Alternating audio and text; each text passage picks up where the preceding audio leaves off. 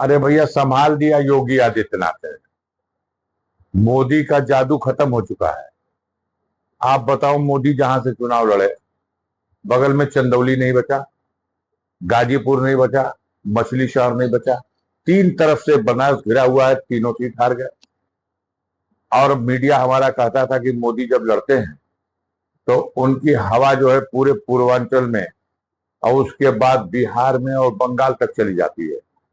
लेकिन वो तो अंतिम चरण में योगी आदित्यनाथ ने बनारस में आकर के एकदम खूंटा गाड़ करके इस बात का प्रयास कर दिया और अपने लोगों को तेज किया कि किसी भी सूरत से मोदी जी को जिता देना है।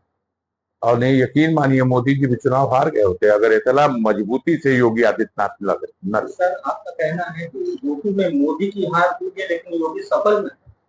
हमारा ये मानना है कि 33 सीट जो मिली है उसमें 30 सीट योगी आदित्यनाथ के प्रयासों, मेहनत और उनके चेहरे पर 30 सीट लौट के आ गई। 3 सीट होगी जो भारतीय जनता पार्टी, उनका समीकरण या मोदी जी के चेहरे पे आई होगी। अरे भैया, संभाल दिया योगी आदित्यनाथ ने। मोदी का जादू खत्म हो चुका है। आप बताओ, मोदी जहां से चुनाव लड़े, बगल में चंदौली नहीं बचा, गाजीपुर नहीं बचा, मछली शहर नहीं बचा, तीन तरफ से बनारस घिरा हुआ है, तीनों सीट हार गए। और मीडिया हमारा कहता था कि मोदी जब लड़ते हैं तो उनकी हवा जो है पूरे पूर्वांचल में और उसके बाद बिहार में और बंगाल तक चली जाती है।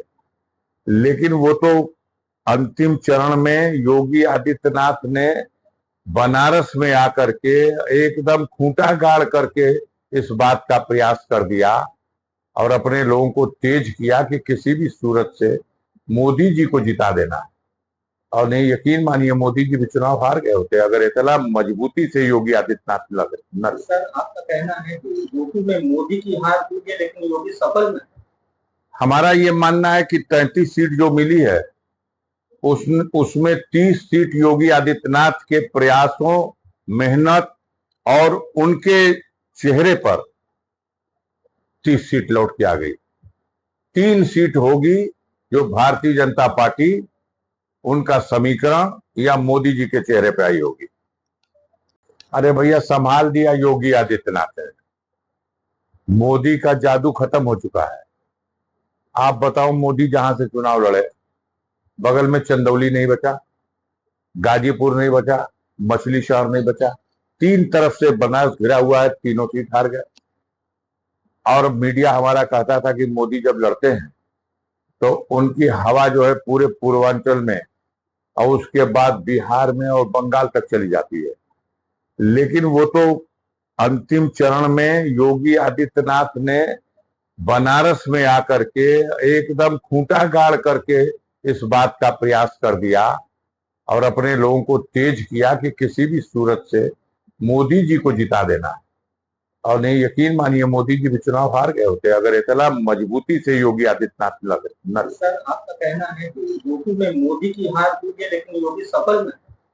हमारा ये मानना है कि 33 सीट जो मिली है उसमें 30 सीट योगी आदित्यनाथ के प्रयासों, मेहनत और उनके चेहरे पर 30 सीट लौट के आ गई।